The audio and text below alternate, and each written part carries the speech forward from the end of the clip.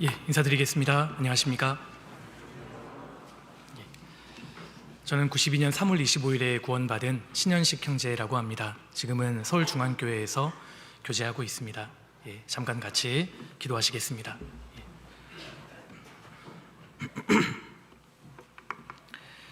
거룩하시고 자비로우신 우리 아버지 하나님, 참으로 감사드립니다. 죄인으로 태어나서 주님을 멀리 떠나 살던 비참한 저희들을 그리스도의 보혈로 구원하여 주시고 하나님의 거룩한 자녀 삼아주신 은혜에 진심으로 감사드립니다. 구원받은 이후에도 저희 여전히 부족하고 연약하지만 변치 않는 사랑으로 늘 함께해 주시고 도와주셔서 감사드립니다. 주님 몸된 교회 가운데 지금까지 거하고 또 믿음을 지킬 수 있도록 허락해 주셔서 감사드립니다. 남은 생에 더욱 주님을 기쁘시게 하고 주님께 영광을 돌려드리다가 주 앞에 설 수 있도록 도와주시옵소서. 역사의 마지막 때를 살고 있습니다. 마지막 때를 사는 그리스도인답게 부끄럽지 않게 남은 생에 살아갈 수 있도록 은혜를 베풀어 주옵소서.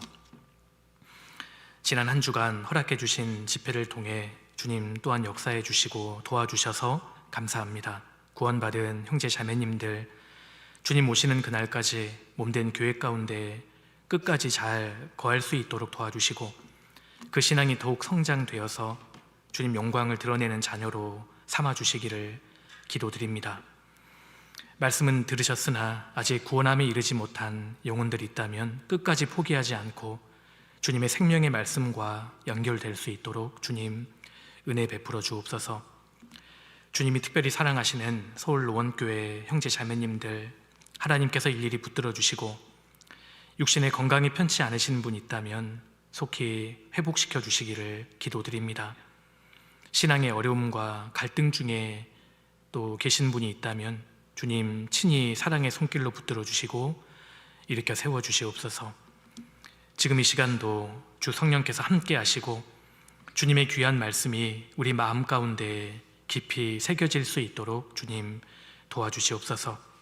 시종을 오직 주께 의지합니다. 저희를 언제나 사랑하시는 예수님 이름으로 기도드렸습니다. 아멘. 우리 성경 같이 찾아보시겠습니다. 마태복음 7장입니다.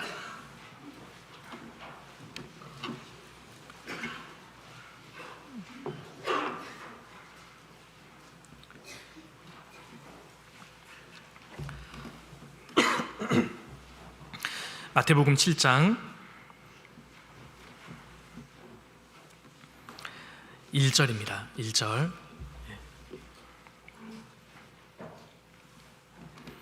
1절부터 제가 몇 구절을 읽어드리겠습니다. 비판을 받지 아니하려거든 비판하지 말라.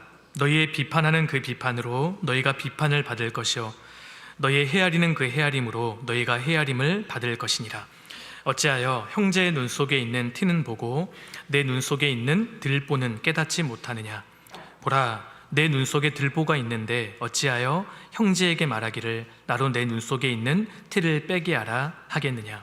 외식하는 자여, 먼저 내 눈 속에서 들보를 빼어라. 그 후에야 밝히 보고 형제의 눈 속에서 티를 빼리라. 1절 한 구절은 다시 한번 같이 읽어보시겠습니다. 비판을 받지 아니하려거든 비판하지 말라. 됐습니다. 마태복음 5장부터 7장까지는 산상수훈으로 일컬어져 있는 그 말씀입니다. 예수님께서 산 위에서 베푸신 교훈의 말씀인데 예수님께서 하신 많은 말씀 가운데 특별히 아주 중요한 말씀이라고 할 수 있습니다. 특별히 6장과 7장은 거듭난 성도들이 신앙생활 하는 가운데 그 주의해야 할 점에 대해서 주님께서 그 말씀하셨습니다. 예수님께서 7장에서는 비판하지 말라고 하셨습니다. 지금 우리가 살고 있는 이 시대는 그야말로 험담의 시대, 비판의 시대라고 할 수 있습니다. 지금 세상 문화는 그야말로 험담과 비판과 비난이 주를 이루고 있습니다. 말을 아주 날카롭게 하는 사람을 주관이 뚜렷한 사람이라고 그렇게 여겨주고 심지어 랩 배틀 이런 게 있지 않습니까? 세상의 문화에 전혀 관심이 없는 우리 노원교회 형제 자매님들은 아마 처음 들어보신 것 같습니다. 그런 분야에서는 상대방의 인격을 모독하고 비난하는 것을 디스한다, 이런 용어까지 사용하면서 마치 그런 사람들을 아주 정직하고 용기 있고 순발력이 있는 사람인 것처럼 여겨준다는 겁니다. 온통 비난과 가십거리와 험담이 가득 차 있는 그런 세상을 우리가 지금 살고 있습니다. 그런데 여기에서 거듭난 성도들도 결코 자유로울 수 없다는 겁니다. 구원을 받은 지 오래되고 심지어 교회 가운데에서 봉사를 열심히 하는 형제 자매님들조차 쉽게 빠질 수 있는 죄가 바로 이 비판하는 죄입니다. 우리가 경험적으로 알고 있습니다. 교회 안에서 우리가 경험하는 참 가슴 아픈 이 일이 있다면 바로 이 비판, 이 험담에 의한 아픔일 것입니다. 교회를 무너뜨리고 성도들의 사이를 완전히 이간하는 대표적인 사탄의 무기가 있다면 바로 이 비판, 험담일 것입니다. 그래서 오늘은 이 비판하지 말라라는 말씀을 중심으로 주님의 교훈을 좀 생각해 보려고 합니다. 그리고 이 문제가 우리 신앙생활에서 아주 중요한 문제이기 때문에 우리 각자의 신앙을 전반적으로 좀 돌아보는 그런 시간을 가질까 합니다. 예수님께서는 1절에 비판을 받지 아니하려거든 비판하지 말라, 그렇게 말씀하셨습니다. 우선 용어의 뜻부터 분명히 하는 것이 필요할 거라고 생각합니다. 여기서 말하는 비판은 자신을 기준으로, 자신의 잣대를 기준으로 마음에 들지 않아서 상대방을 함부로 논단하고 판단하는 것을 말합니다. 주님은 그런 비판을 금하신 겁니다. 비판하지 말라고 하셔서 무조건 불의를 보고도 침묵하라, 그런 말씀이 아닙니다. 욥기 12장에 보면 입이 식물의 맛을 변별함 같이 귀가 말을 분별하지 아니하느냐, 주님 말씀하신 이 비판은 분별과 다릅니다. 거듭난 성도들은 성령이 그 안에 들어오시기 때문에 사실 모든 것을 헤아릴 수 있는 특별한 힘을 가졌습니다. 신령한 자는 모든 것을 판단한다, 그런 말씀대로 거듭난 성도는 하나님이 허락하신 범위 가운데에서 모든 것을 헤아릴 수 있는 특별한 힘이 있습니다. 그리고 성경은 명백히 교회 안에서 분별해야 할 것은 분별하고 판단하라고 말씀하십니다. 예를 들어서 어떤 사람이 교회 가운데 도덕적인 죄를 가지고 들어올 경우에 그것을 분명하게 분별해야 할 것을 말씀하셨지 않습니까? 고린도 교회 안에는 간음죄를 짓고 있던 성도가 있었습니다. 계모와 성적인 죄를 짓고 있으면서도 그가 돌이키질 않았습니다. 사도 바울이 그것을 엄하게 책망하셨습니다. 외인들을 판단하는데 내가 무슨 상관이 있으리요마는 교중 사람들이야 너희가 판단치 아니하느냐. 교회적으로 문제가 되는 도덕적인 죄를 짓고 돌이키지 않고 퍼뜨리고 있을 때 주님께서는 그것을 명백하게 분별하고 조치해야 할 것을 말씀하셨습니다. 갈라디아 교회에는 다른 복음을 전하는 거짓 교사들이 있었습니다. 근데 그것을 갈라디아 교회는 허용하고 있었습니다. 교회적으로 문제가 되는 죄가 있다면 반드시 그것을 분별하고 판단해야 할 것을 말씀하셨습니다. 에베소 교회는 악한 자들을 용납지 아니한 것과 자칭 사도라 하되 아닌 자들을 드러내어 시험했다, 이것에 대해서 주님은 칭찬하셨습니다. 이처럼 교회 가운데에서 문제가 되는 죄들을 퍼뜨리고 있을 때에는 그것을 분명히 비판하고 분별하고 또 판단해야 할 것을 말씀하신 겁니다. 그런데 마태복음 7장에서 주님께서 비판하지 말라라고 말씀하신 것은 분별하지 말라, 그런 뜻이 아니라는 겁니다.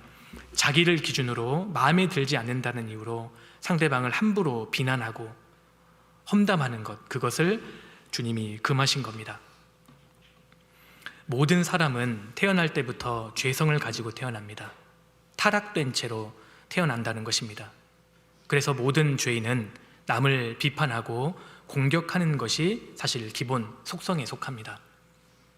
로마서 1장에서 하나님을 마음에 두기를 싫어하고 하나님을 떠나버린 죄인들의 죄악상이 열거되어 있는데 그 중에 하나가 수군수군하는 자요, 바로 가십, 비판하는 것, 험담하는 것을 말합니다.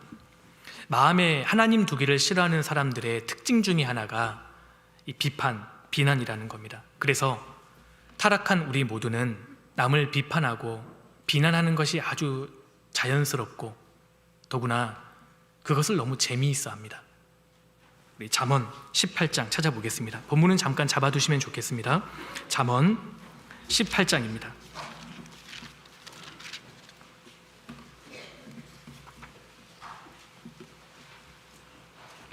18장 8절입니다.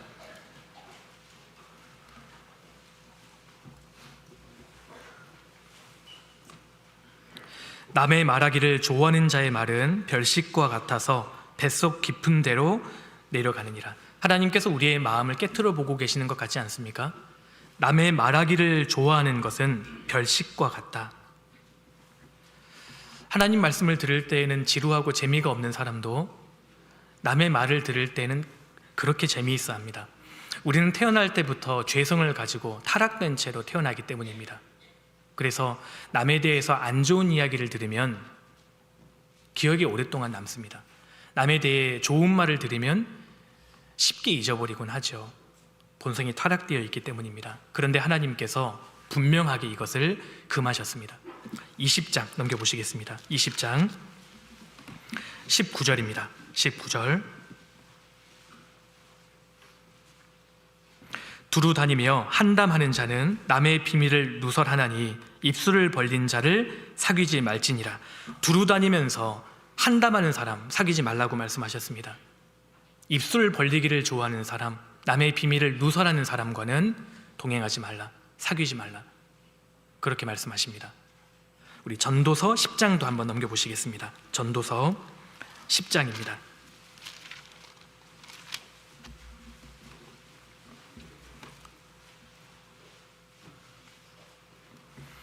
전도서 10장 20절입니다. 20절 같이 한번 읽어보시겠습니다. 심중에라도 왕을 저주하지 말며 침방에서라도 부자를 저주하지 말라. 공중의 새가 그 소리를 전하고 날짐승이 그 일을 전파할 것임이니라. 심중에라도 왕을 저주하지 말며 침방에서라도 부자를 저주하지 말라. 침방은 가장 은밀한 장소지 않습니까? 가장 은밀한 장소를 알지라도 부자를 저주하지 말라고 하셨습니다. 어떤 사람에 대해서 내가 아주 은밀하게 비판하고 험담한다 할지라도 주님이 그것을 다 듣고 계십니다. 그래서 우리가 구원을 받은 이후에 혹시 내가 삶 가운데에서 남을 비난하고 비판하는 일이 많아졌다면 우리는 반드시 나의 신앙을 점검해 보아야 합니다.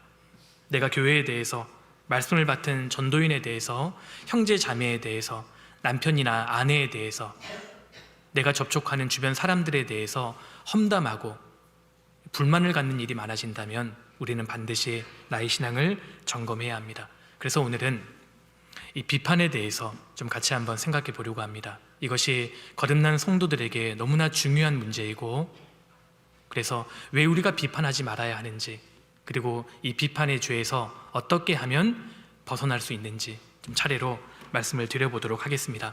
주님께서는 비판하지 말라고 말씀하셨습니다. 왜 우리가 비판하지 말아야 할까요? 왜 주님은 우리에게 비판하지 말라고 강하게 말씀하셨을까요? 첫 번째 이유는 비판의 칼은 부메랑처럼 반드시 나 자신에게 돌아오기 때문입니다. 우리 본문으로 돌아가겠습니다. 마태복음 7장입니다. 7장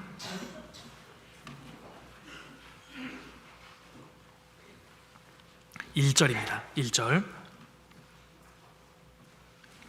비판을 받지 아니하려거든 비판하지 말라. 비판을 받지 아니하려거든 비판받을 짓을 하지 말라. 주님 그렇게 말씀하신 게 아닙니다. 비판을 받지 아니하려거든 비판하지 말라고 하셨습니다. 무슨 뜻입니까? 비판은 반드시 그 사람에게 돌아옵니다. 이것은 법칙에 해당됩니다. 2절 보십시오. 너희의 비판하는 그 비판으로 너희가 비판을 받을 것이요 너희의 헤아리는 그 헤아림으로 너희가 헤아림을 받을 것이니라. 얼마나 무서운 말씀입니까? 너가 받고자 하는 대로 남을 대접하라, 그런 취지로 말씀하신 겁니다. 손가락질 법칙이라고 들어보셨습니까? 내가 누군가를 손가락질했을 때 한 손가락이 상대방을 향하고 있지만 나머지 4개의 손가락은 자신을 향한다는 겁니다. 그러니까 내가 누군가를 비판할 때 그 비판의 4배 정도는 나에게로 돌아온다는 것을 우리가 기억해야 합니다. 내가 남을 험담하면 그 당시에는 그 사람이 내 말에 동조하는 것처럼 보이지만 사실 시간이 지나면 그 비판의 4배 정도는 나에게로 돌아온다는 겁니다. 그리고 비판하는 사람 주변에는 사실 친구들이 별로 없습니다. 외로워질 수밖에 없다는 겁니다. 비판은 부메랑과 같습니다. 반드시 나 자신에게 돌아옵니다. 시편 109편 넘겨보시겠습니다. 시편 109편입니다.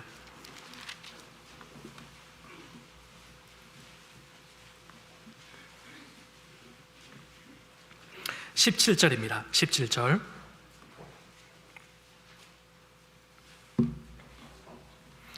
저가 저주하기를 좋아하더니 그것이 자기에게 임하고 축복하기를 기뻐 아니하더니 복이 저를 멀리 떠났으며 또 저주하기를 옷 입듯 하더니 저주가 물같이 그 내부에 들어가며 기름같이 그 뼈에 들어갔나이다. 저주는 반드시 자기에게 돌아옵니다. 저가 저주하기를 좋아하더니 그것이 자기에게 임하고,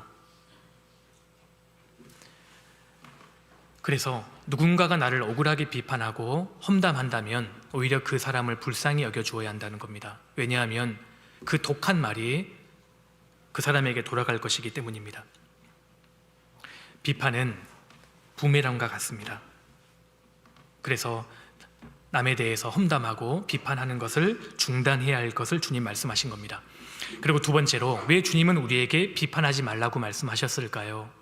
왜 우리가 비판하지 말아야 합니까? 그 두 번째 이유는 우리 모두는 전지하지 못하기 때문입니다. 인간은 불완전합니다. 남을 비판한다는 것은 내 기준으로 상대방을 논단하고 함부로 판단한다는 것인데 사실 우리 모두는 100% 옳지 않습니다. 우리가 많은 것을 보고 듣고 읽고 있지만 그 정보가 정확한 정보인지 사실 모릅니다. 그리고 정확한 정보를 접했다 할지라도 내가 그것을 올바로 해석했는가, 사실 그렇게 말할 수 없습니다. 우리 모두는 자라온 환경과 배경의 한계를 봤기 때문에 지금은 철석같이 옳다고 믿는 것이라 할지라도 나중에는 그것이 아닌 경우가 얼마든지 있다는 겁니다. 하나님께서는 전지하시기 때문에 모든 것을 정확하게 판단하실 수 있지만 우리 모두는 전지하지 못합니다. 그래서 비판은 유보해야 합니다. 더구나 사람은 사람의 마음을 모릅니다. 주만 홀로 인생의 마음을 다 아심이니이다, 그렇게 말씀하셨지 않습니까? 하나님은 사람의 마음을 정확하게 아십니다. 그러나 우리는 사람의 마음을 모릅니다. 심지어 같이 살고 있는 가족들조차 그 마음을 우리는 다 알지 못합니다. 그렇기 때문에 우리는 얼마든지 오판할 수 있다는 겁니다. 우리는 전지하지 못합니다. 우리가 함부로 사람들을 비판하거나 험담하지 말아야 되는 이유는 모든 사람에게는 각자의 사정이 있기 때문입니다. 생각해 보십시오. 자녀가 부모가 되어보기 전에는 부모님의 입장을 헤아릴 수 없습니다. 사실 부모님도 마찬가지입니다. 이 시대를 청년으로 살고 있는 자녀의 마음을 부모님은 다 헤아릴 수 없습니다. 직원은 사장의 마음을 모릅니다. 사장도 직원이 되어보기 전에는 직원의 입장을 다 이해할 수 없습니다. 훌륭한 암병원 의사라 할지라도 자기가 암 환자가 되어보기 전에는 환자의 입장을 다 이해하지 못합니다. 사실 우리가 그러합니다. 우리 모두는 각자에게 이해하지 못하는 상황이 있다는 것을 인정해야 한다는 겁니다. 우리 모두에게는 더구나 약점이 있고 상처가 있습니다. 최선을 다해 살고 있지만 어쩔 수 없는 잘못이 있다는 것을 우리가 감안해야 한다는 겁니다. 우리는 자라온 환경과 배경에 이 제한을 받고 있기 때문입니다. 비판과 험담은 그 사람을 직접적으로 죽이지는 않지만 그 사람을 완전히 손상시킵니다. 그리고 비판과 험담이 정말 끔찍하고 무서운 이유는 비판의 이 피해자에게 정작 반론의 기회가 거의 주어지지 않는다는 겁니다. 그것이 무섭습니다. 교회 가운데에서 어떤 오해와 비난을 받는 한 성도와 상담을 한 적이 있습니다. 상담을 하면서 교회에서 전해지고 있는 이 소문과 정보들이 대부분 완전히 부풀려져 있고 그 사람이 굉장히 억울한 상황에 처해 있다는 것을 알게 되었습니다. 한편으로는 정말 그럼에도 불구하고 믿음을 지키기 위해서 발버둥 쳐준 것에 대해서 그분에게 정말 고마운 마음이 들었습니다. 그리고 또 내가 정말 그런 상황에 있었다면 나는 저렇게 믿음을 지킬 수 있었을까? 참 그런 생각이 많이 들었습니다.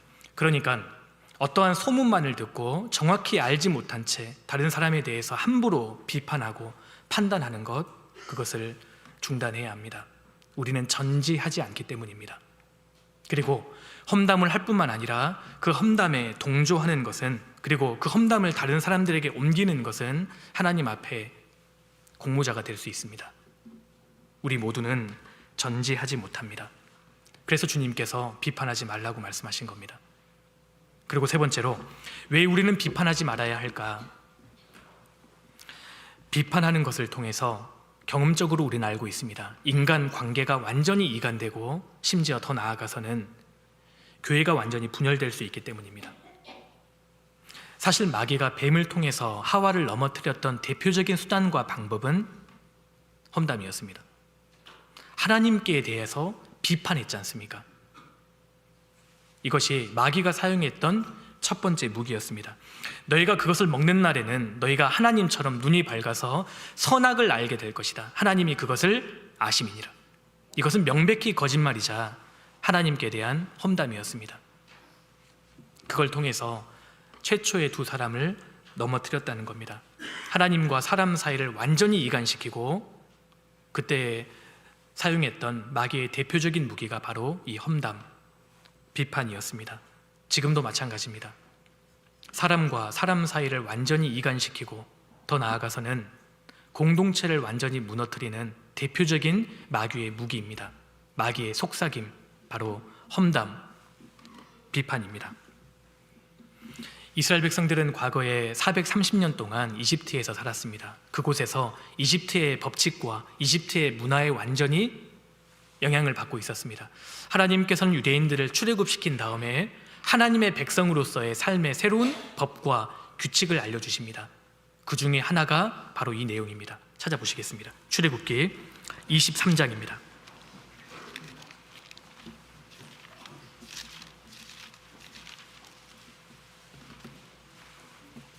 출애굽기 23장 1절입니다. 1절.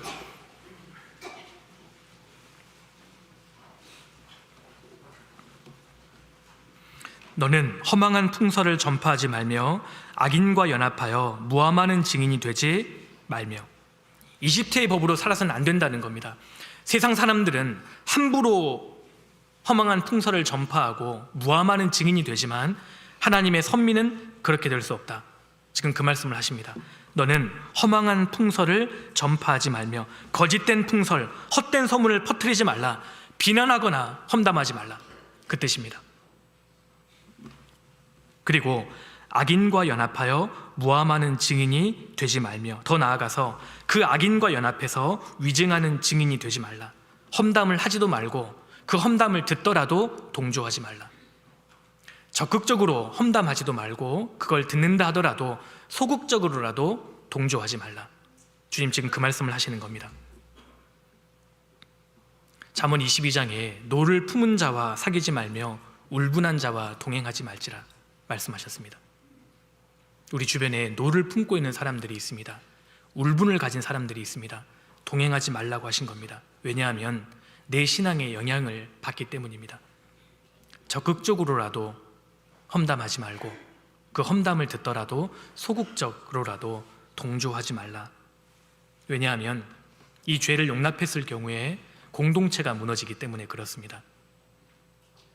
과거의 구약시대 이스라엘 백성들이 그러했고 사실 교회도 마찬가지입니다. 사도 바울이 분명하게 말씀했습니다. 망령되고 헛된 말을 버리라. 한번 찾아보시겠습니다. 디모데후서 2장입니다.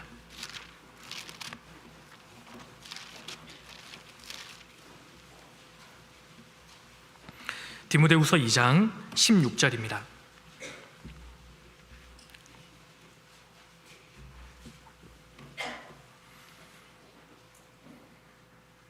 (16절) 17절 두 구절을 같이 한번 읽겠습니다. 망령되고 헛된 말을 버리라. 저희는 경건치 아니함에 점점 나아가나니 저희 말은 독한 창질에 썩어져 감과 같은데 그 중에 후메네오와 빌레도가 있느니라. 망령되고 헛된 말을 버리라. 속된 말을 하지 말게 하라. 이 말에는 물론 비난과 비판, 험담이 포함되어 있습니다. 저희는 경건치 아니함에 점점 나아가나니 이 말들은 점점 하나님에게서 멀어지게 할 뿐만 아니라 저희 말은 독한 창질에 썩어져 감과 같은데, 이게 독한 창질은 악성 종양, 암을 가리킵니다. 그들의 말은 악성 종양이 퍼져나간 것 같은데 그 중에 후메네오와 빌레도가 있느니라. 교회는 주님의 몸입니다. 그런데 주님의 몸을 병들게 하고 암처럼 공격하는 것이 있다는 겁니다. 바로 망령되고 헛된 말입니다. 성도들 사이의 비판과 험담과 이 비난의 말은 사실 교회를 무너뜨리고 교회를 병들게 하는 악성 종양과 같다. 지금 그 말씀을 하고 있습니다.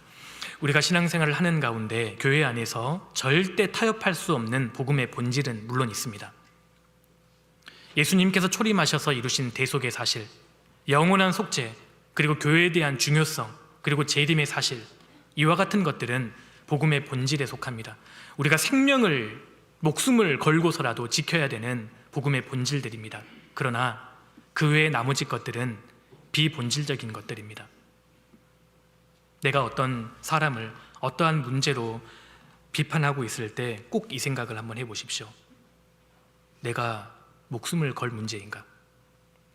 이게 정말 복음의 본질인가? 그게 아니라면 왜 내가 여기에 목숨을 걸고 있는가? 왜 우리를 하나님께서 비판하지 말라고 말씀하셨을까?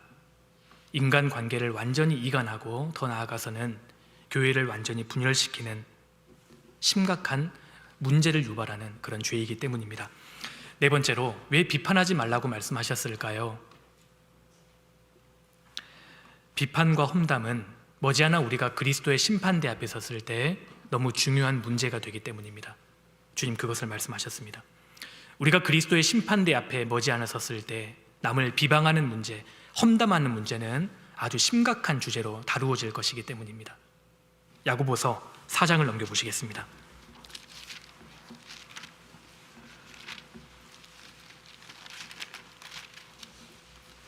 야고보서 4장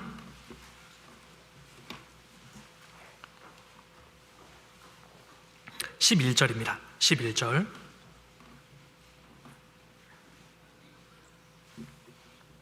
제가 읽어드리겠습니다.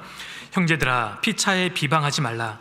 형제를 비방하는 자나 형제를 판단하는 자는 곧 율법을 비방하고 율법을 판단하는 것이라. 내가 만일 율법을 판단하면 율법의 준행자가 아니요 재판자로다.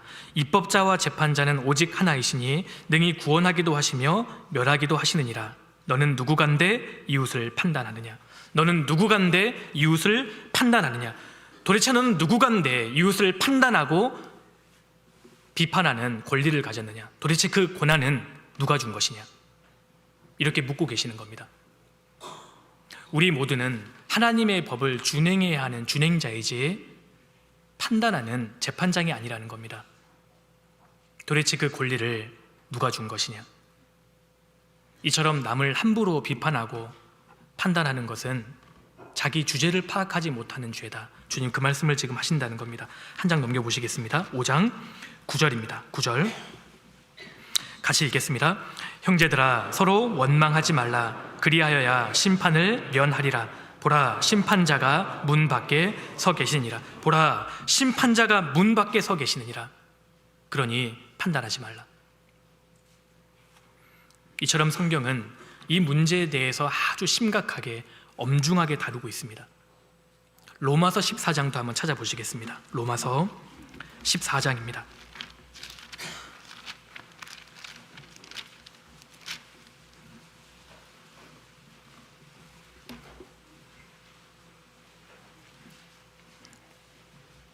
로마서 14장 10절입니다. 10절.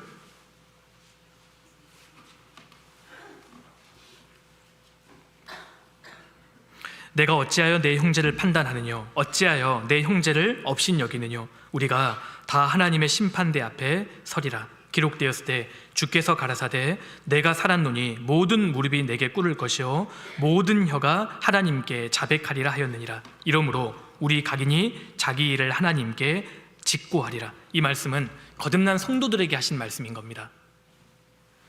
우리가 다 하나님의 심판대 앞에 서리라. 여기에 나와 있는 심판대가 헬라어 원어로 베마입니다. 베마 심판대입니다. 고린도전서 3장과 5장에 나와 있는 동일한 심판대를 가리킵니다. 바로 거듭난 성도들이 머지않아 서게 될 그리스도의 심판대입니다. 그리스도의 심판대 앞에서 우리 각자의 삶을 평가받아야 되기 때문에 비판하고 판단하는 것을 멈추라. 지금 그 말씀을 하시는 겁니다. 하나님께서는 심판대 앞에서 내게 그 김영재의 문제에 대해서 묻지 않으실 겁니다. 너는 그 김영재에 대해서 어떻게 생각하니? 이렇게 묻지 않으신다는 겁니다. 김영재의 문제는 김영재에게 물으실 것이고 오직 나는 내 문제에 대해서 하나님 앞에 직고할 것이다.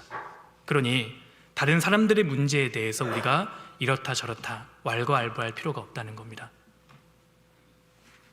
그 앞에 4절 보십시오. 4절 같이 읽겠습니다. 남의 하인을 판단하는 너는 누구뇨? 그 섰는 것이나 넘어지는 것이 제 주인에게 있음에 저가 세움을 받으리니 이는 저를 세우시는 권능이 주께 있습니다. 우리 모두는 주님의 종입니다. 구원받은 모든 그리스도인들은 그리스도의 종입니다. 그런데 옆에 있는 다른 주님의 종을 내가 판단하고 논단하는 것은 그 사람의 주인 노릇을 내가 하겠다는 겁니다. 이것은 심각한 월권 행위입니다. 다른 구원받은 그리스도인에 대해서 내가 험담하고 비판하는 것은 주님의 일을 가로채는 거라는 겁니다. 남의 하인을 판단하는 너는 누구뇨?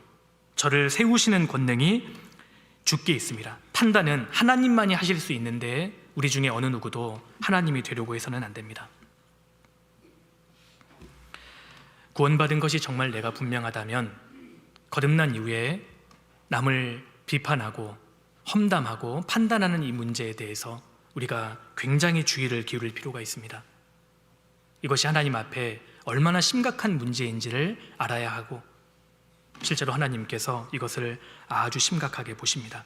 그리스도인들이 비판하는 이 문제가 신앙생활을 하는 가운데 정말 전반적으로 영향을 미치고 정말 심각한 중요한 문제라는 것을 우리가 인식해야 합니다. 자, 그러면 남은 시간에는 우리가 이 비판하는 죄를 어떻게 하면 버릴 수 있을까? 이 비판하는 죄에 대해서 어떻게 벗어날 수 있을까? 그 답을 한 가지씩 좀 찾아볼까 합니다. 먼저 첫 번째로 구원을 받아야 합니다. 누가복음 6장을 한번 찾아보시겠습니다. 누가복음 6장입니다.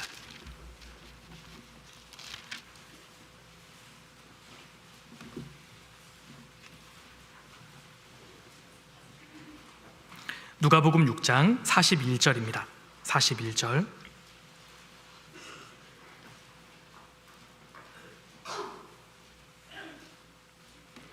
어찌하여 형제의 눈 속에 있는 티는 보고 내 눈 속에 있는 들보는 깨닫지 못하느냐? 너는 내 눈 속에 있는 들보를 보지 못하면서 어찌하여 형제에게 말하기를 형제여 나로 내 눈 속에 있는 티를 빼게 하라 할 수 있느냐? 외식하는 자여 먼저 내 눈 속에서 들보를 빼어라. 그 후에야 내가 밝히 보고 형제의 눈 속에 있는 티를 빼리라. 마태복음 7장에 나와 있는 동일한 말씀입니다. 주님은 이 말씀을 하시면서 좋은 나무와 나쁜 나무를 거론하고 계십니다. 43절 보십시오. 못된 열매 맺는 좋은 나무가 없고 또 좋은 열매 맺는 못된 나무가 없느니라. 비판하고 판단하는 문제가 근본적으로 왜 생기느냐? 43절에요. 못된 열매 맺는 좋은 나무가 없고 또 좋은 열매 맺는 못된 나무가 없느니라. 그 사람이 정말 주님의 선한 생명을 받아서 새 사람이 되었다면 좋은 말이 나올 것이고 그 사람이 구원을 받지 못해서 여전히 나쁜 나무라면 나쁜 말이 나올 것이다. 주님이 지금 그 말씀을 하시는 겁니다. 그래서 비판하고 험담하는 것을 습관적으로 하는 사람이 있다면 자신의 영혼의 근본적인 상태를 반드시 점검해 보아야 합니다.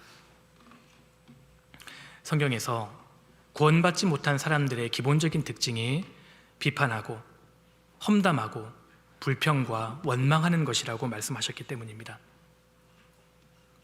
그래서 교회 가운데에서도 습관적으로 험담을 하거나 비난하시는 분이 계시다면 구원받지 못할 가능성이 아주 높습니다.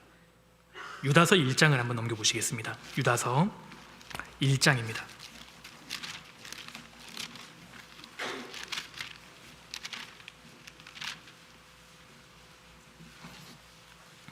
유다서 1장 4절입니다. 4절.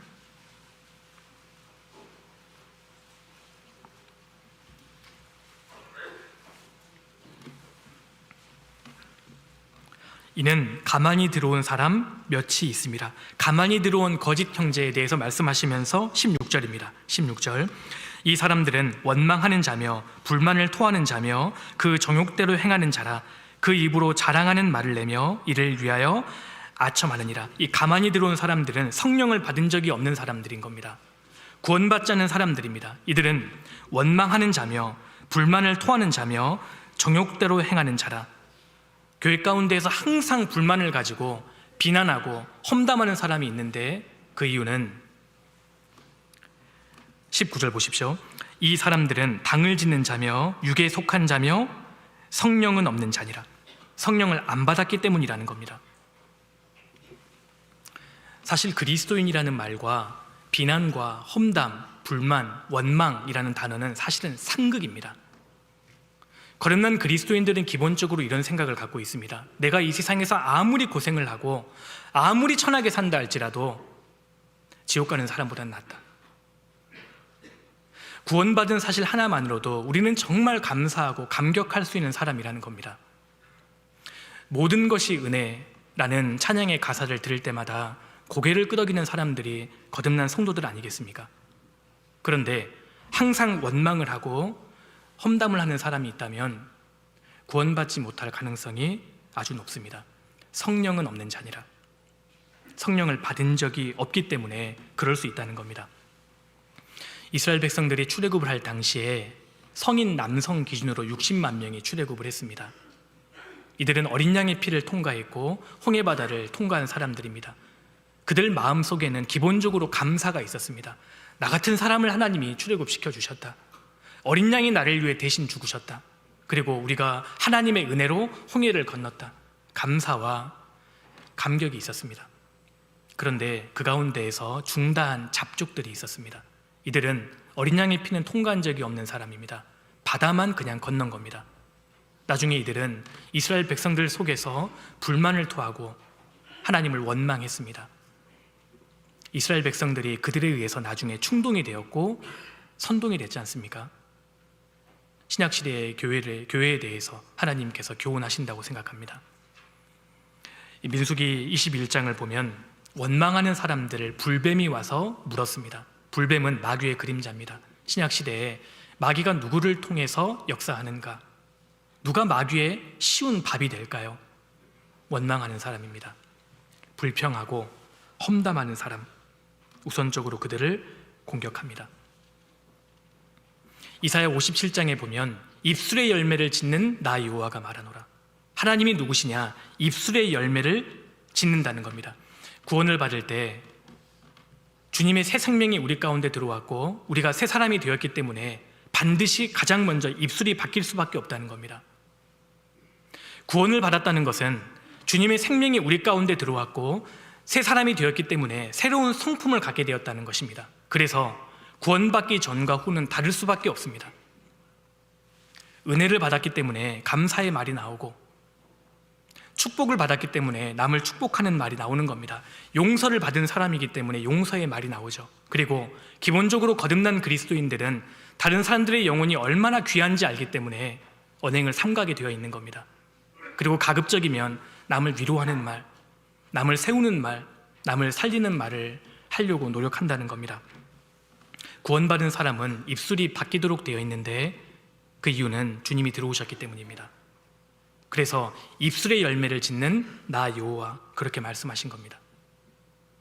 그런데 안타깝게도 습관적으로 비판과 험담의 말이 나오는 분이 있다면 자신의 근본적인 영혼의 상태를 반드시 점검해야 한다는 겁니다.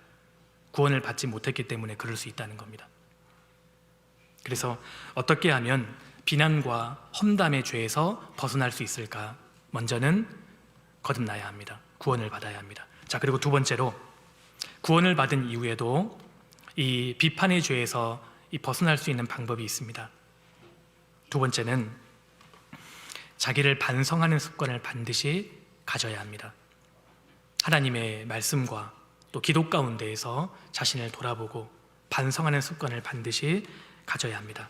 본문으로 돌아가 보겠습니다. 7장입니다. 마태복음 7장입니다. 7장 3절입니다. 3절.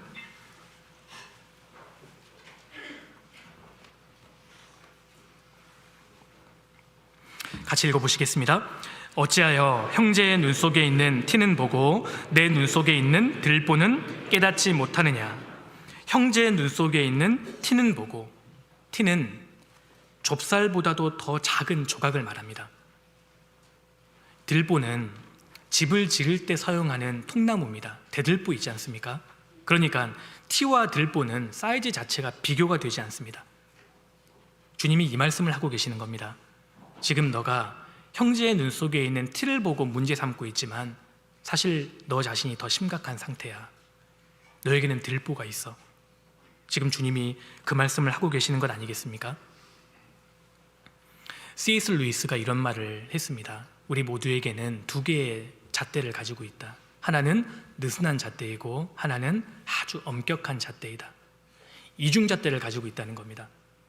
우리가 다른 사람들의 잘못과 문제에 대해서는 아주 엄격한 잣대를 들이댑니다. 그런데 나 자신에 대해서는 아주 느슨한 잣대를 들이대죠. 우리가 얼마나 다른 사람들에 대해서는 매정합니까? 그런데 내 문제에 대해서는 우리가 아주 관대하고 또 무지하다는 겁니다. 그런 의미에서 우리 모두가 하나님 앞에 회개할 것이 참 많다고 봅니다. 우리는 하나님 앞에서 나 자신을 돌아보고 반성했을 때 다른 사람들의 티가 아니라 나 자신의 들보를 발견하게 됩니다. 그래서 비판의 죄에서 벗어날 수 있는 방법은 하나님 앞에 말씀 가운데에서 나 자신을 돌아보고 반드시 반성하는 시간을 가져야 합니다. 우리 모두에게는 남을 비판할 수 있는 자격이 없습니다. 그 이유는 내게 들보가 있기 때문입니다. 4절 보십시오. 4절입니다. 보라, 내 눈 속에 들보가 있는데 어찌하여 형제에게 말하기를 나도 내 눈 속에 있는 티를 빼게 하라 하겠느냐. 외식하는 자여, 먼저 내 눈 속에서 들보를 빼어라. 그 후에야 밝히 보고 형제 눈 속에서 티를 빼리라. 다른 사람들에 대해서 비판하고 험담하는 사람에게 주님이 단적으로 말씀하십니다. 외식하는 자여. 외식한다는 것은 주님 앞에 정직하지 못하다는 뜻입니다. 자기에게 더 큰 들보가 있음에도 불구하고 다른 사람의 티를 지적하고 비판하는 것은 주님 보시기에 위선이고 정직하지 못한 겁니다. 여기 먼저 내 눈 속에서 들보를 빼어라. 먼저라고 말씀하셨습니다. 먼저 자기를 돌아보라는 겁니다. 가정에서 어떤 남편과 아내가 부부싸움을 할 때 서로에게 정말 날카로운 말을 주고받습니다. 하나하나의 말이 다 옳은 말입니다. 그런데 옳은 소리임에도 불구하고 상대방에게 조금도 유익이 되지 않는 것은 먼저 자기를 돌아보는 과정이 없기 때문입니다. 내가 죽을 줄 모르는 거죠. 오늘날 부모님들이 자녀들에게 잔소리는 많이 하지만 왜 이렇게 영적인 권위가 땅에 떨어져 버렸습니까?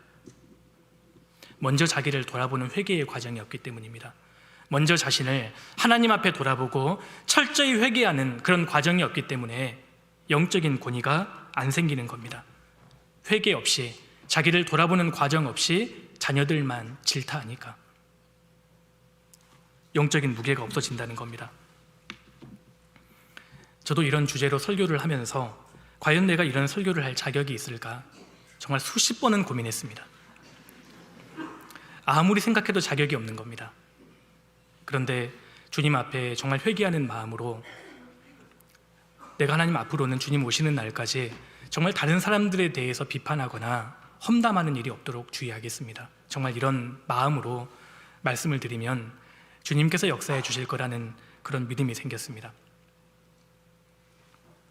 자기를 반성하는 삶을 살아가는 사람은 자신의 부족함을 느끼게 되고 자신의 부족함을 아는 사람은 다른 사람의 부족을 보더라도 그럴 수 있다고 생각하고 덮어주는 겁니다. 그 시편 16편에 나를 훈계하는 여호와를 송축할지라 밤마다 나의 심장이 나를 교훈하도다. 주님 앞에서 자기를 돌아보는 사람은 자신의 부족함을 깨닫게 됩니다.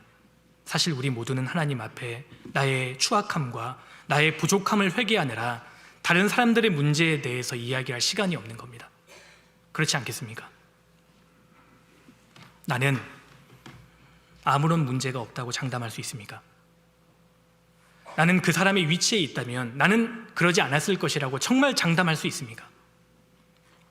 우리는 그렇게 생각할 자격이 없습니다. 우리 시편 19편 넘겨보시겠습니다. 시편 19편입니다.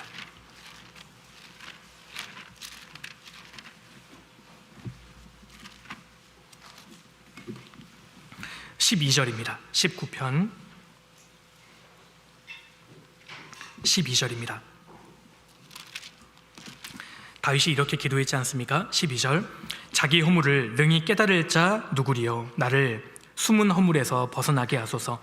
또 주의 종으로 구범죄를 짓지 말게 하사 그 죄가 나를 주장치 못하게 하소서. 그리하시면 내가 정직하여 큰 죄가에서 벗어나겠나이다. 자기 허물을 능히 깨달을 자 누구리요 나를 숨은 허물에서 벗어나게 하소서. 내가 미처 깨닫지 못하는 숨은 허물이 있을 수 있습니다. 그런데 날마다 하나님 앞에서 자기를 돌아보고 말씀에 비추어서 기도 가운데에서 반성하는 사람은 자신의 숨은 허물을, 부족함을 깨달을 수 있다는 겁니다. 자기 반성이 없다면 교만해지고 교만과 비판은 사실 연결되어 있습니다. 자기가 커지고 자기가 높아지는 사람은 반드시 비판의 말이 많아지게 됩니다. 그런데 자기를 돌아볼 줄 아는 사람은 자기의 부족함을 깨닫기 때문에 마음을 겸손하게 유지할 수 있고 남의 잘못을 보고도 그저 기도해 줄 수 있다는 겁니다. 우리가 너무 바쁜 인생을 살다 보니까 하나님 앞에 나 자신을 돌아볼 시간을 갖지 못하고 주님 앞에 무릎 꿇을 시간이 없다 보니까 비판하는 죄에 빠질 수 있다는 겁니다. 형제 자매님들, 하루에 15분만이라도, 아니 적어도 5분만이라도 십자가 아래로 돌아와야 합니다. 날마다 그 붉은 피가 떨어지는 그리스도의 십자가 아래에서 주님의 은혜를 묵상해야 합니다. 그리고 나 자신을 돌아봐야 합니다. 내가 지금 지고 있는 십자가가 너무 무겁고 버겁게 느껴질 때마다 주님의 십자가를 바라봐야 합니다. 주님 말씀하실 겁니다. 너가 지금 지고 있는 십자가가 그렇게 무거워? 나는 더한 십자가를 지었어. 너가 그렇게 힘들다고? 나는 정말 힘들게 살았어. 주님 십자가 아래로 돌아왔을 때 내가 지고 있는 십자가가 주님의 것에 비한다면 아무것도 아니라는 것을 알게 됩니다. 그리고 내가 얼마나 연약하고 부족한 사람인지를 깨닫게 되고 비판의 죄에서 벗어날 수 있습니다. 하루에 5분만이라도 우린 날마다 주님의 십자가 아래로 돌아와야 합니다. 그러니까 비판은 교만과 위선과 영적인 무지의 결과라는 겁니다. 자신을 돌아볼 수 없으니까, 자기를 반성하지 않으니까 비판의 죄에 빠질 수 있습니다. 그리고 세 번째로 비판의 죄에서 또 벗어날 수 있는 그 방법이 있습니다. 믿음의 눈을 키워야 합니다. 주님께서도 비판하지 말라고 말씀하시면서 들보를 빼라고 하시고 그 후에 밝히 볼 것이다 이렇게 말씀하셨지 않습니까? 비판하는 문제와 눈을 연결시켜 놓은 겁니다. 믿음의 눈을 말합니다. 믿음을 키워야 합니다. 믿음의 눈이 커질 때 비판하는 죄에서 벗어날 수 있습니다. 아가서 4장을 보면 술람미 여인의 눈이 처음에는 비둘기 눈과 같다고 했습니다. 비둘기 눈은 순결하지 않습니까? 그런데 눈의 크기가 작습니다. 나중에 시간이 지나면 연못과 같은 눈으로 바뀌어져 있습니다. 눈이 점점 커져가는 겁니다. 한 사람이 구원을 받고 신앙이 제대로 성장하면 성장할수록 눈이 커진다는 겁니다. 영혼의 눈, 믿음의 눈이 커지는 겁니다. 그래서 내가 앞으로 이런 사람이 되면 좋겠다, 내가 앞으로 내 인생을 이렇게 살겠다, 비전이 생기게 되고 더 나아가서 모든 것을 주님의 시선으로 바라볼 수 있는 눈이 생깁니다. 그러면 비판의 죄에서 벗어날 수 있습니다. 예를 한번 들어보겠습니다. 교회를 판단하는 문제에 대해서도 믿음의 눈이 커지면 주님이 얼마나 이 교회를 사랑하시는가, 얼마나 소중히 보시는가, 이런 시각으로 교회를 바라보게 됩니다. 내가 마음에 드냐 안 드냐가 아니라 주님의 시각으로, 주님이 이 교회를 얼마나 사랑하시는가, 이 시각으로 교회를 바라보게 되는 겁니다. 마태복음 16장에서 너는 베드로라, 내가 이 반석 위에 내 교회를 세우리니 음부의 권세가 이기지 못하리라. 교회는 주님이 직접 세우십니다. 내가 내 교회를 세운다고 말씀하셨습니다. 그리고 교회의 주인은 사람이 아닙니다. 교회의 주인은 주님이십니다. 주님이 이 교회를 얼마나 소중히 보시겠습니까? 에베소서 5장에 말씀한 대로 주님은 교회를 자기 몸처럼 여기시고 자기 살과 뼈처럼 보호하시고 양육하신다고 말씀하셨습니다. 주님이 교회를 얼마나 소중히 여기시는지 믿음의 눈이 열리면 제대로 볼 것이 보이기 시작합니다. 고린도 교회에 문제가 참 많았습니다. 근데 주님은 그들을 미워하지 않으셨습니다. 그들을 끝까지 훈계하고 사랑하시고 징계하셔서라도 그들을 끝까지 고쳐나가셨지 않습니까? 혹시 우리가 신앙생활을 하는 가운데 마음속에 교회를 판단하는 마음이 들어간다면 그 마음을 아주 과감하게 없애버려야 합니다. 그리고 교회 가운데서 말씀을 전하는 사람들, 봉사하시는 분들, 성도 한 사람 한 사람이 얼마나 소중합니까? 주님이 교회의 일원인 형제 자매님들 한 분 한 분을 얼마나 소중히 보시겠습니까? 비록 부족한 점이 있다 할지라도 주님 포기 안 하십니다. 그 사람을 끝까지 붙들어서 귀하게 사용해 가시는 겁니다. 믿음의 눈이 커지면 주님이 보시는 것처럼 나도 성도 한 사람 한 사람을 바라볼 수 있게 됩니다. 삼가 이 소자 중 하나라도 없인 여기지 말라. 내가 너희에게 말하노니 저희 천사들이 하늘에서 하늘에 계신 내 아버지를 항상 배움느니라. 교회 가운데 소자 한 사람이라도 없인 여기지 말라고 말씀하셨습니다. 주님이 그토록 귀중히 여기시는 성도 한 사람 한 사람을 내 기준에 맞지 않다는 이유로 함부로 비판하고 험담하는 그것은 아주 큰 문제가 됩니다. 다윗이 이렇게 고백했습니다. 땅에 있는 성도는 존귀한 자니 나의 모든 즐거움이 저희에게 있도다. 이것이 마땅한 성도의 고백입니다. 땅에 있는 성도는 존귀한 자니. 그리고 믿음의 눈이 커지면 구원받지 않는 사람이라 할지라도 그에 대해서 함부로 비판하고 험담하는 것을 멈추게 됩니다. 예수님께서 현장에서 간음하다가 잡힌 여인을 험담하지 않으셨습니다. 예수님 그녀를 불쌍히 여겨주셨고 건져주셨습니다. 십자가 옆에 달린 강도를 주님은 절대 비판하지 않으셨습니다. 그대로 받아주셨고 용서해 주셨지 않습니까? 우리가 구원받지 못한 사람이라 할지라도 우리가 함부로 그 사람을 논단하고 비판하는 것을 하나님 앞에 중단해야 한다는 겁니다. 그래서 우리 마음속에 혹시 비판하는 죄가 있다면 이것을 과감하게 정리해야 합니다. 믿음의 눈이 커질 때 비판의 죄에서 벗어날 수 있습니다. 결국 그러니까요, 비난의 또 다른 이름은 불신인 겁니다. 지혜롭기 때문에 비판하는 것이 아니라 사실 믿음이 없기 때문에 비판이 나오는 것이죠. 이런 면에서 정말 우리가 신앙의 모델로 삼을 수 있는 인물이 다윗입니다. 다윗의 인생을 한번 살펴보십시오. 다윗은 정말 험담할 만한 상황에 많이 놓여졌습니다. 비판하고 원망할 만한 상황에 많이 놓여졌던 사람이 다윗입니다. 생각해 보세요. 사울이 다윗을 향해 2번이나 창을 던집니다. 하나님의 도우심으로 가까스로 다윗이 그 현장을 탈출하게 되는데 그 일에 대해서 다윗은 함구합니다. 사울에 대해서 어떠한 비난도 험담도 하지 않습니다. 침묵합니다. 왠 줄 아십니까? 믿음이 있었기 때문입니다. 사무엘하 15장을 보면 다윗의 아들 압살롬이 반역을 일으키죠. 그때 다윗과 다윗의 신복들이 아주 초라하게 왕궁을 빠져나와서 도피길에 들어섭니다. 그때 시므이가 다윗을 완전히 저주합니다. 피를 흘린 자여, 비루한 자여, 가거라, 가거라. 그 말을 듣고 옆에 있던 아비새가 다윗에게 이렇게 얘기합니다. 저 개 같은 자가, 저 개가 어찌 왕을 저주합니까? 저로 저의 머리를 베게 하소서. 그때 다윗이 이렇게 얘기합니다. 가만히 두어라. 저가 저주하는 것은 여호와께서 저에게 다윗을 저주하라 하십니다. 모든 것에 하나님을 개입시키는 믿음이 있었습니다. 그래서 다윗은 원수를 갚지 않습니다. 다윗은 험담하거나 비판하지 않습니다. 믿음이 있었기 때문입니다. 사울이 창을 던질 때에도, 시므이가 돌을 던질 때에도 다윗은 침묵합니다. 비판하지 않습니다. 믿음이 있었기 때문입니다. 압살롬이 반역할 때 거기에 가담했던 사람이 아히도벨이라는 사람입니다. 아히도벨이 누군지 아시죠? 다윗과 친한 친구였습니다. 그런데 이 아히도벨이 다윗의 대적자 편에 서서 아주 악한 괴계를 많이 만들어냅니다. 대낮에 다윗의 후궁을 압살롬이 공개적으로 범할 때 그것을 짜냈던 사람이 바로 이 아히도벨입니다. 다윗이 얼마나 고통스러웠는지 모릅니다. 심한 공경에 처했을 때 다윗이 기록한 성경이 시편 35편으로 알려져 있습니다.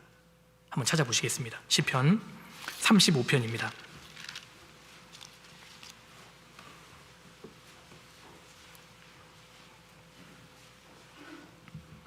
35편 12절입니다. 12절.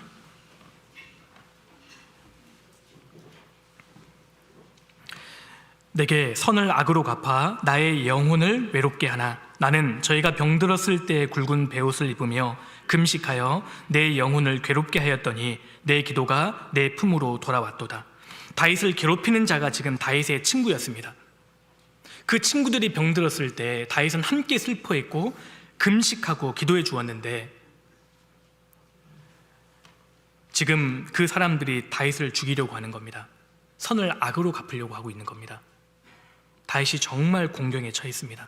다윗은 분노할 만한 상황에 처했고 얼마든지 비판하고 비난할 만한 상황에 처했습니다. 그런데 다윗은 이렇게 기도합니다. 1절 보십시오. 1절 같이 읽겠습니다. 여호와여 나와 다투는 자와 다투시고 나와 싸우는 자와 싸우소서. 하나님 나와 다투는 자와 다투어 주십시오. 하나님 원수를 갚아주세요. 저를 대신해서 싸워주세요. 다윗이 지금 이 기도를 하고 있습니다. 다윗에게는 하나님이 나를 대신하여 싸워주신다는 믿음이 있었다는 겁니다. 22절입니다. 여호와여 주께서 이를 보셨사오니 잠잠하지 마옵소서. 주여 나를 멀리하지 마옵소서. 하나님 원수 갚아주세요. 저를 대신하여 싸워주세요. 제발 주무시지 마십시오. 그런데 주목할 것은 다윗이 이렇게 기도했지만 정작 자신은 직접 원수를 갚으려고 하지 않았다는 겁니다. 하나님께 맡기는 믿음이 있었기 때문에 하나님이 나를 대신하여 갚아주시고 나의 억울함을 풀어주실 거라는 믿음이 있었기 때문에 다윗은 직접 원수를 갚으려고 하지 않았고 원수에 대하여 비난하거나 비판하지 않았다는 겁니다. 하나님께 다 의뢰하고 맡기고 정작 자신은 침묵합니다. 우리도 그렇게 해야 합니다. 그래야 하나님이 역사하실 수 있는 겁니다. 우리 삶 속에서 하나님의 역사가 크게 나타나지 않는 이유는 결국 내가 갚으려고 하기 때문에 하나님께 모든 걸 다 아뢰고 맡기는 믿음이 없으니까 하나님께서 역사하시지 않는다는 겁니다. 로마서 12장에 내 사랑하는 자들아 너희가 친히 원수를 갚지 말고 진노하심에 맡기라. 원수 갚는 것이 내게 있다. 주님이 그렇게 말씀하십니다. 그리고 말씀하시죠. 악에게 지지 말고 선으로 악을 이기라. 우리가 사울과 같은 사람을 만날 때 사울과 같은 방식으로 싸워서는 안 됩니다. 사울 같은 사람을 만날 때 다윗의 방법으로 싸우셔야 합니다. 분나의 방법이 아니라 한나의 방법으로 싸워야 한다는 겁니다. 그것이 그리스도인들입니다. 독수리는 까마귀 떼, 자기를 향해 날아오는 까마귀 떼에 대해서 일일이 다 맞대응하지 않습니다. 오히려 까마귀가 쫓아올 수 없는 지경으로 비상해버리죠. 그게 독수리입니다. 우리도 그래야만 합니다. 하나님에 대한 믿음이 험담을 침묵으로 바꾸는 겁니다. 하나님께 대한 믿음이 불평을 감사로 바꿔가는 겁니다. 믿음 있는 사람은 가능합니다. 하나님께서 나를 대신하여 싸우신다는 믿음이 있어야 합니다. 머지않아 하나님께서 모든 것을 드러내시고 나의 억울함을 갚아주실 것이라는 믿음이 있어야 합니다. 주먹을 믿는 사람은 주먹으로 싸우죠. 돈을 믿는 사람은 돈으로 싸웁니다. 사람을 믿는 사람은 인맥으로 싸웁니다. 우리는 하나님을 믿는 사람들입니다. 그렇다면 믿음으로 싸워야 합니다. 우리는 믿음으로 싸우는 사람입니다.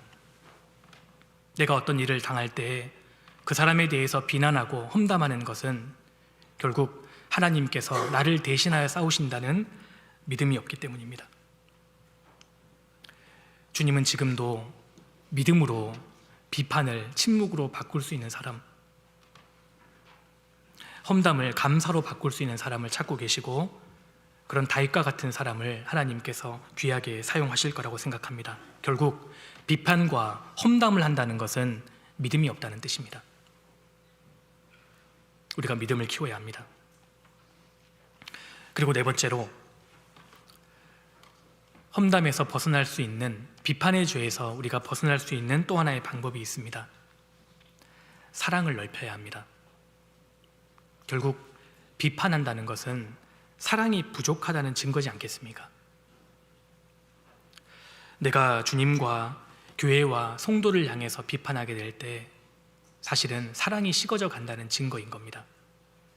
어떤 분은 이렇게 말씀하시면서 비판합니다. 그래도 내가 이런 비판을 하는 것은 사랑하기 때문이야. 애착이 있으니까 이런 말을 하는 거지. 애착이 없으면 나도 얘기 안 해. 그렇지 않습니다. 사랑이 있어서 비판하는 것이 아니라 사실 사랑이 부족하기 때문에 비판하는 것이죠. 성경은 분명하게 말씀합니다. 사랑은 허다한 죄를 덮어줍니다. 베드로전서 4장을 넘겨보시겠습니다.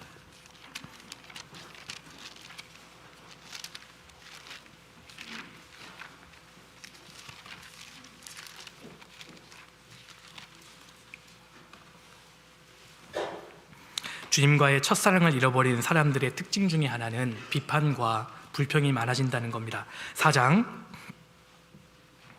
7절입니다. 7절. 만물의 마지막이 가까웠으니 그러므로 너희는 정신을 차리고 근신하여 기도하라. 8절 같이 읽겠습니다. 무엇보다도 열심으로 서로 사랑할지니 사랑은 허다한 죄를 덮느니라. 사랑은 허다한 죄를 덮어줍니다. 교제 가운데에서 가장 기본이 되어야 되는 것이 있다면 사랑입니다. 사랑. 우리가 이 사랑하는 마음, 용서하는 마음을 가지고 있다면 비판하고 비난하고 험담하는 죄에서 능히 벗어날 수 있을 거라고 생각합니다. 사랑은 허다한 죄를 덮어줍니다. 사도 바울이 고린도 성도들에게 이렇게 말씀하십니다. 너희 모든 일을 사랑으로 행하라. 모든 일을 사랑으로 행하라. 사랑은 허다한 죄를 덮어줍니다. 주님은 수많은 죄인들을 만나셨지만 그들을 판단하거나 그들을 비판하지 않으셨습니다. 오히려 불쌍히 여기는 마음을 가지셨습니다. 내가 지금 만나고 있는 주변의 사람들, 교회의 형제 자매님들, 그리고 남편과 아내, 자녀, 직장 동료도 사실 비판의 대상이 아니라 사실 사랑의 대상입니다. 혹 가정에서, 교회 가운데에서, 세상에서 누군가의 잘못을 보았다면, 그가 잘못했다면 나도 그럴 수 있다는 것을 의미합니다. 그렇게 우리가 덮어주어야 합니다. 그 사람의 잘못된 일이 나의 가족의 일이 되을 수도 있었겠구나, 이렇게 생각해 주라는 겁니다. 저 사람이 나일 수도 있었겠구나, 저 사람의 일이 나의 가족의 일일 수 있었겠구나. 이것이 바로 사랑의 힘입니다. 어머니는 자녀가 아무리 말썽을 부려도 자녀에 대해서 험담하거나 비판하지 않습니다. 차마 부끄러워서 어디 가서 이야기를 못하죠. 사랑하기 때문입니다. 사실 우리도 마찬가지입니다. 그 형제가 잘못했을 때, 그 자매에 대한 안 좋은 소문이 퍼졌을 때 그 형제도 자매도 몸부림치다가 실수하고 잘못되었다는 것을 우리가 인정해 주어야 합니다. 정말 이 험악한 세상을 살면서 힘들게 믿음을 지켜오다가 잠깐 잘못되었을 수 있구나, 나도 그럴 수 있었는데 그분이 그렇게 힘들어하고 있구나, 그것을 알고 덮어주라는 겁니다. 그리고 기도해 주는 겁니다. 사랑의 마음을 넓혀야 합니다. 그럴 때 그 사람이 변합니다. 흙탕물을 맞게 한다고 아무리 휘저어도 문제는 더 악화될 뿐입니다. 흙탕물을 맞게 하기 위해서는 가만히 내버려 두어야 합니다. 그리고 조용히 맑은 물을 공급해주면 됩니다. 하나님께서 내게 보여주신 그 사람의 잘못된 행동은 나의 험담거리가 아니라 나의 기도 제목이라는 겁니다.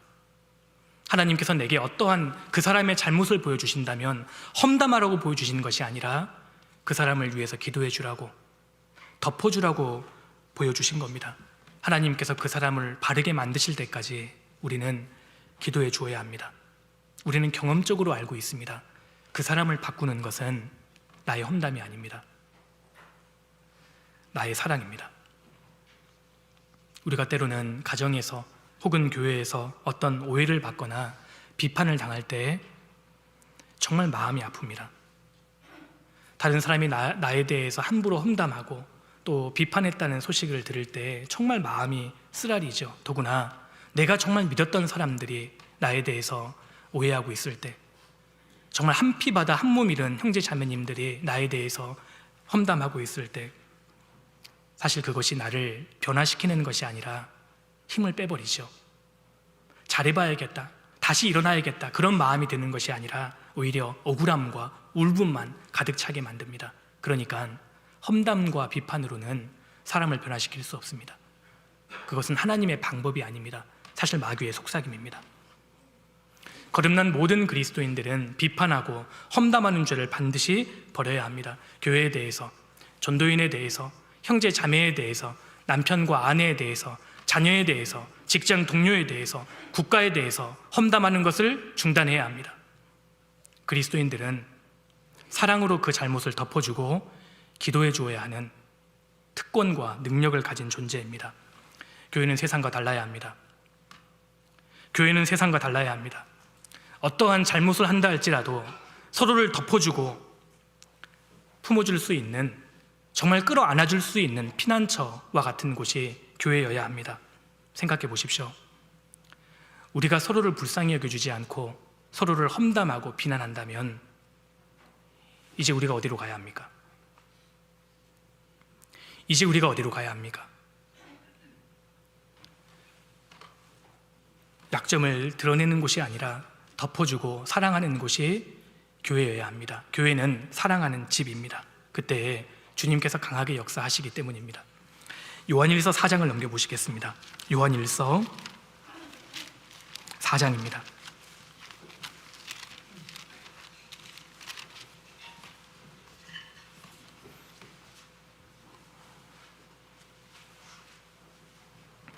요한일서 4장 12절입니다.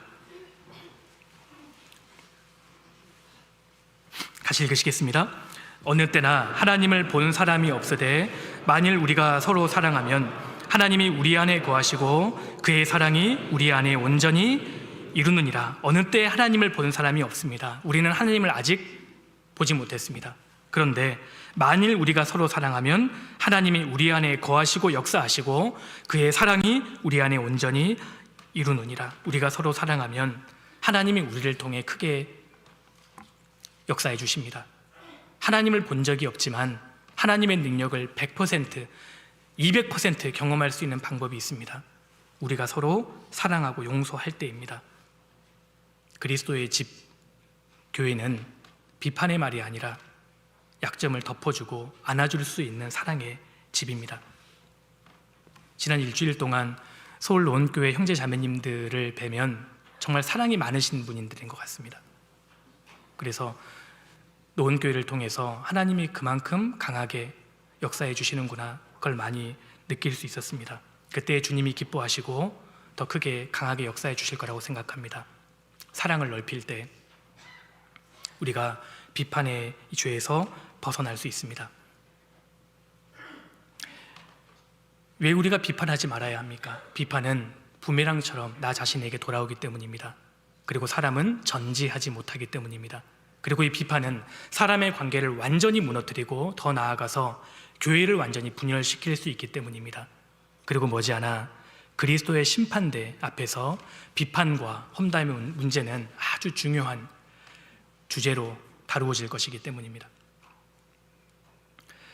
제가 처음 말씀드린 게 아니라 앞서 말씀드린 내용을 정리해서 말씀드렸는데 처음 들으시는 것처럼 들으셔서 제가 순간 비판하는 마음이 올라왔으나 하나님 앞에 지금 회개 중입니다. 회개 중. 그리고 어떻게 하면 이 비판의 죄에서 벗어날 수 있는 것일까? 먼저는 확실하게 구원을 받아야 합니다. 자기 영혼의 상태를 점검해야 하고, 그리고 날마다 하나님 말씀 앞에서 기도 가운데서 자기를 반성하는 시간을 가져야 한다는 겁니다. 그것을 통해서 믿음의 눈이 키워지고 사랑의 마음이 넓어집니다. 그러면 제대로 볼 것이 보입니다. 하나님이 나를 대신하여 싸우신다는 믿음을 가질 때 비판의 죄에서 벗어날 수 있습니다. 그리고 사랑, 그 위대한 이름 앞에서 내 자신을 밝히 보고 반성했을 때 비판의 죄를 우리가 이길 수 있습니다. 고린도전서 4장 넘겨보시겠습니다. 고린도전서 4장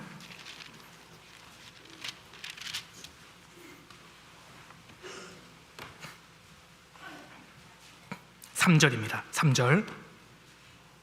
사도 바울의 개인적인 신앙관, 가치관을 이렇게 고백하고 있습니다. 3절. 너희에게나 다른 사람에게나 판단받는 것이 내게는 매우 작은 일이라. 나도 나를 판단치 아니하노니 내가 자책할 아무것도 깨닫지 못하나 그러나 이를 인하여 의롭다함을 얻지 못하노라. 다만 나를 판단하실 이는 주시니라. 5절 같이 읽겠습니다. 그러므로 때가 이르기 전 곧 주께서 오시기까지 아무것도 판단치 말라. 그가 어두움에 감추인 것들을 드러내고 마음의 뜻을 나타내시리니 그때에 각 사람에게 하나님께로부터 칭찬이 있으리라. 사도 바울은 고린도 성도들에게 많은 판단을 받았습니다. 억울한 비난의 소리를 참 많이 들었던 사람이 사도 바울입니다. 육신에 속했던 고린도 성도들은 사도 바울을 아주 원색적으로 비난합니다. 바울은 12사도도 아니었다.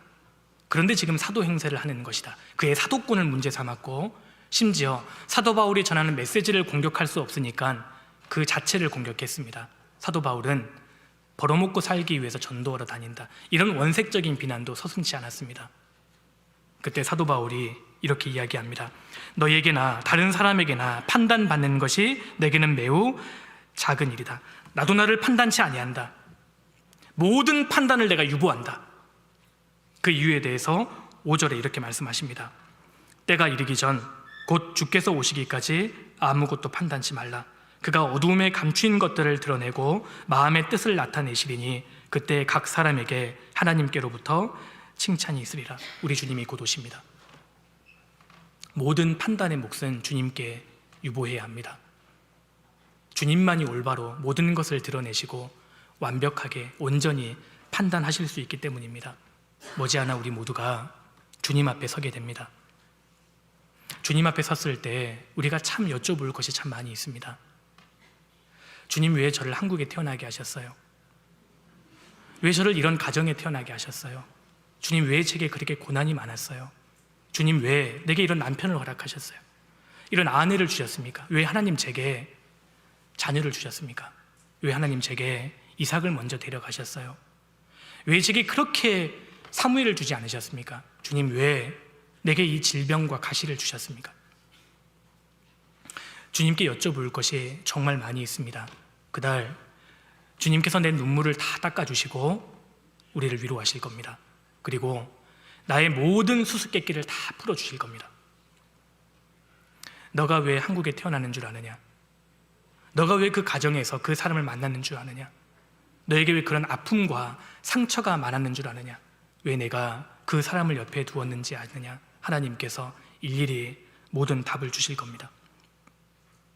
모든 판단은 그날 주님께서 하실 수 있도록 우리가 유보해야 합니다. 주께서 곧 오십니다. 청각 장애를 갖고 있던 한 청년 형제가 교제에 와서 이런 간증을 합니다. 선천적으로 이런 장애를 가지고 있었기 때문에 주기적으로 귀가 아프고 잘 들리지도 않고 통증이 심하면 정상적인 생활을 할 수가 없습니다. 그날도 정말 몇 달 만에 교제에 참여한 겁니다. 그래서 이런 간증을 하더라고요. 머지않아 주님 앞에 서게 되면 주님께 정말 여쭤볼 게 있답니다. 정말 주님께 큰 소리로 이렇게 여쭙고 싶답니다. 주님, 왜 이런 장애를 주셨어요? 그런데 주님이 그 질문에 대하여 답을 해주시기 전에 자기가 그보다 더 큰 목소리로 주님께 이렇게 말씀드릴 거라는 겁니다. 주님, 그런데 이 장애를 주셔서 정말 감사했습니다. 내게 이런 아픔이 있었기 때문에 주님 음성에 더 집중할 수 있었고, 세상의 소리, 사람의 말보다는 주님의 음성에 더욱 귀 기울일 수 있었기 때문에 주님, 사실은 더 감사했습니다. 우리가 머지않아 주님 앞에 섰을 때 주님께서 내 모든 문제에 대한 답을 주실 겁니다.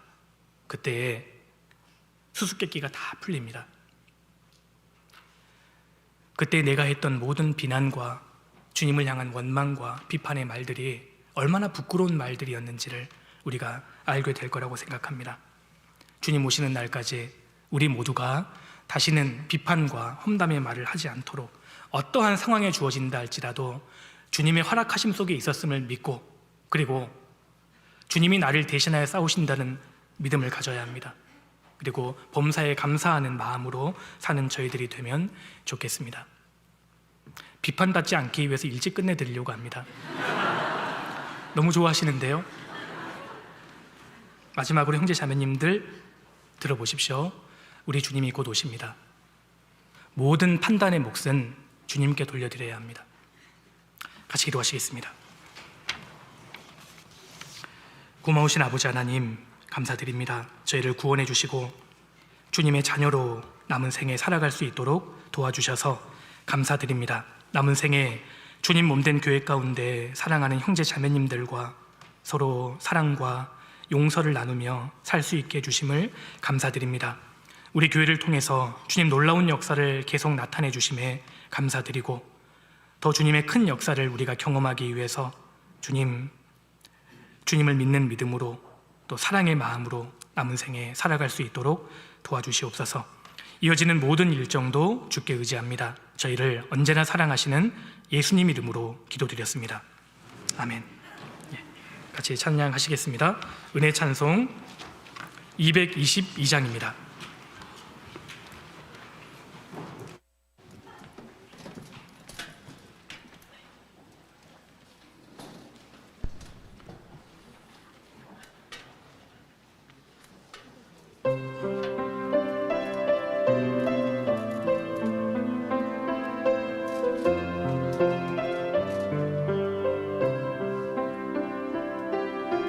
주님 다시 오실 때까지 나는 이 길을 가리라. 좁은 문 좁은 길 나의 십자가 지고 나의 가는 이 길 끝에서 나는 주님을 보리라. 영광의 내 주님 나를 맞아주시리. 주님 다시 오실 때까지 나는 일어나 달려가리라. 주의 영광 온 땅 덮을 때 나는 일어나 노래하리. 내 사모하는 주님 온 세상 구주시라. 내 사모하는 주님 영광의 왕이시라.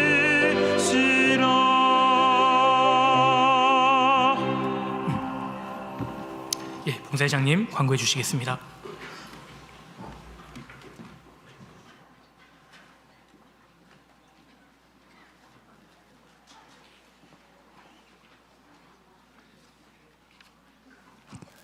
안녕하십니까?